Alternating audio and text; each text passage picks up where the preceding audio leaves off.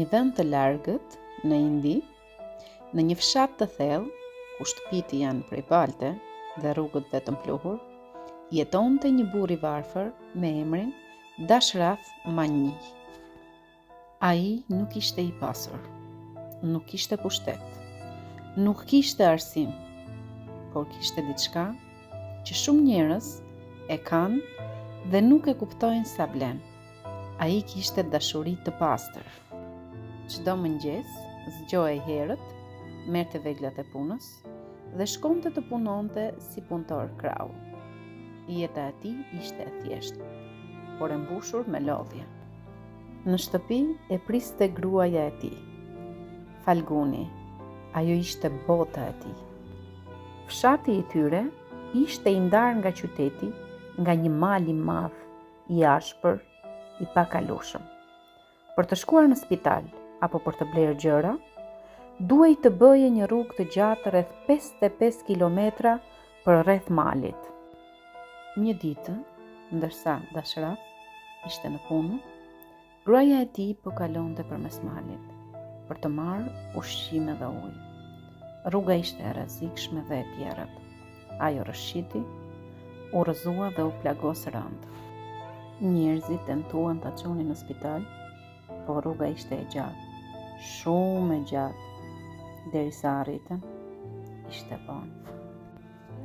Ajo ndroi jetë.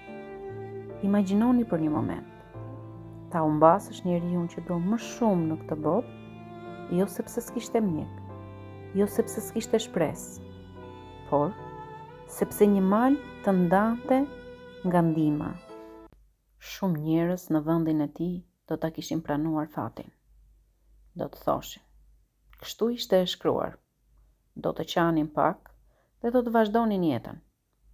Por ai, jo. Ai u ul përballë atij mali dhe mori një vendim që askush nuk e kuptoi. Ai tha: "Nëse mali më mori gruan, unë do ta shkatërroj malin." Njerëzit qeshen me të. E quajtën të çmendur, e tallën.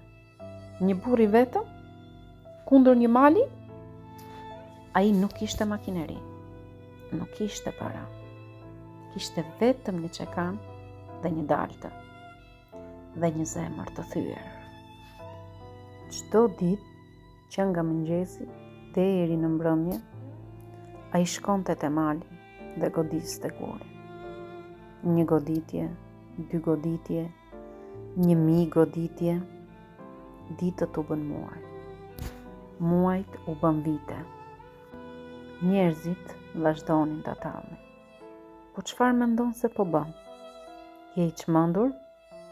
Mali nuk thyet me duar. Por ai nuk po luftonte vetëm me malin. Ai po luftonte me dhimbjen. Po luftonte pa drejtësinë. Po luftonte fatin e tij.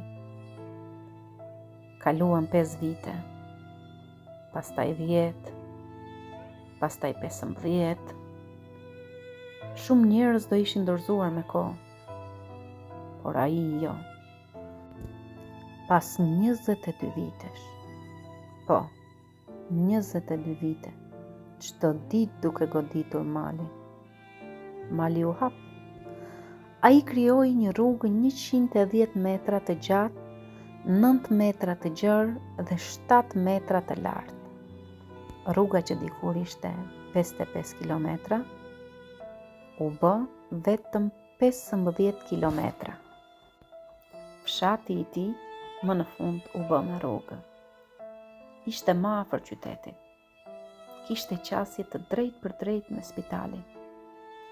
Ai nuk e ktheu dot gruan, por shpëtoi jetë të tjera.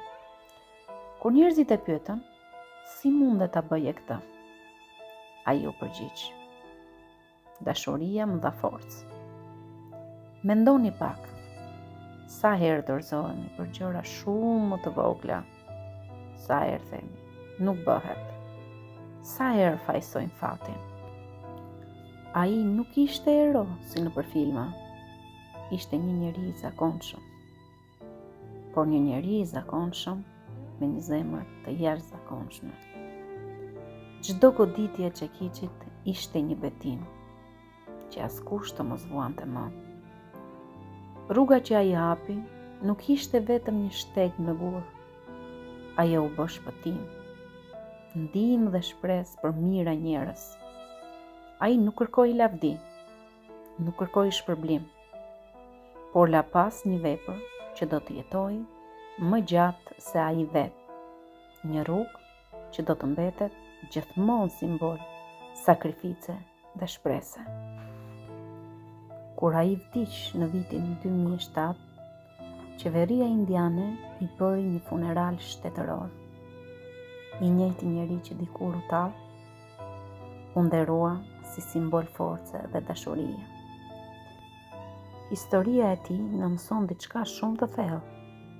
Nuk është forca fizike që ndryshon botën, është vendosmëria, është dhimbja e kthyer në qëllim, është dashuria që nuk dorëzohet. Sepse ndonjëherë mali nuk është prej guri, mali është frika jonë, dyshimi, varfëria, humnera mes ëndrrës dhe realitetit. Dhe çdo goditje e vogël që ne bëjmë çdo ditë mund të duket e pavlefshme, por pas 22 vitesh ajo bëhet rrugë. Dhe kështu mbaron kjo histori, si një e vërtet që na kujton se ndryshimet më të mëdha në botë nuk fillojnë me zhurmë, por me një njeri të vetëm që nuk refuzon të dorëzohet. Një njeri i thjesht, me dhimbje në zemër, me duar të lodhura, por me një vendosmëri që nuk u thye kurrë.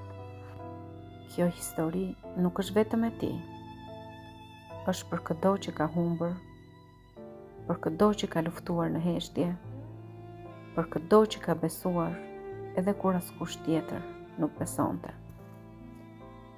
Është për njerëzit që rrëzohen dhe përsëri ngrihen, për ata që ndihen vetëm dhe vazhdojnë përpara pa u dorëzuar, për ata që mbajnë brenda dhimbje, por zgjedhin të bëjnë më të mirën.